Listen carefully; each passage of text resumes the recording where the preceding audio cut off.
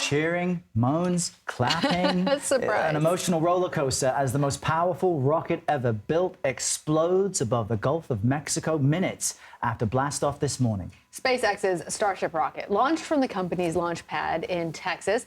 Now, it was supposed to complete one full lap of the planet before splashing down gently in the waters off of Hawaii. But that, as you can see, is not what happened. And now, as you can see, CBS News senior space analyst Bill Harwood joins us to explain what's happening here. Bill, you know, there's always a technical term for everything these engineers and geniuses do. I love this one.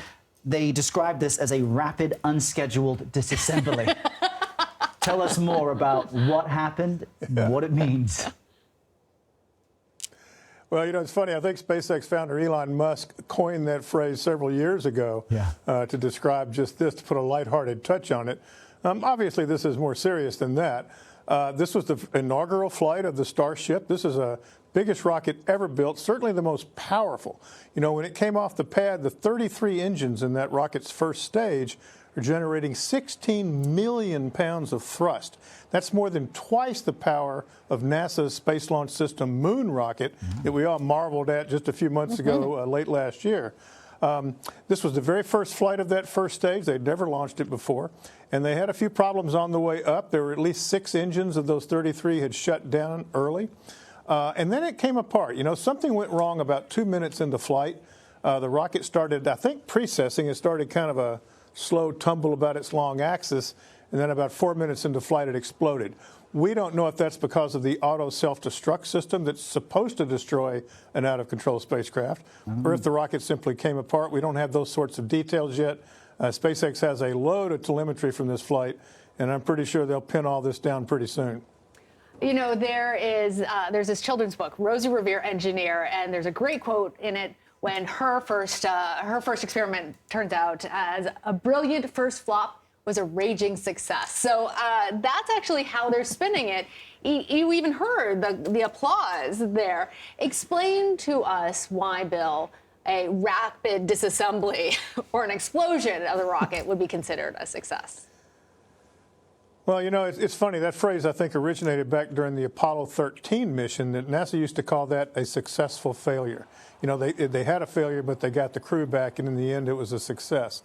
This was a success in the sense that this super heavy first stage, I mean, this is the biggest booster ever launched, actually got off the pad and did fly, you know, for 2 minutes up to an altitude of about 24 miles.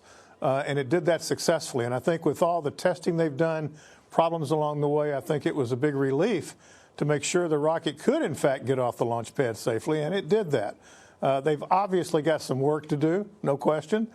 So I think in that sense it was a failure, but given the data they're going to get out of this, I have no doubt they'll fix whatever went wrong today before they launch the next one. It's really interesting because Elon Musk has also tweeted earlier that the company will perform another launch, another test launch in just a few months, considering that in some ways the launch was successful. Perhaps you're saying it's possible the explosion was caused by an auto-destruct feature, which is what's meant to happen.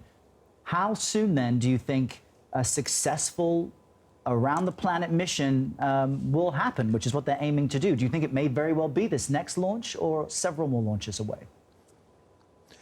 It's really impossible to say right now. You know, we just have to wait till we get some more data. But, you know, SpaceX's whole design philosophy is to get the rocket ready to go, launch it, get the data from it, launch the next one. You know, this incremental improvement. You know, they test as they fly. And given the resources they brought to bear on this, you know, as long as the launch pad wasn't severely damaged, I have no doubt they'll be ready to launch a rocket in a couple of months. Whether the FAA gives them permission to do that, they have to satisfy everybody that they figure this out and the next one will work better. That remains to be seen, and I think we're just going to have to wait until SpaceX gives us some more insight into exactly what went wrong before we can make a guess on how long it might take to fix it. All right. Bill Harwood, always great to chat with you. Thanks very much. Bill.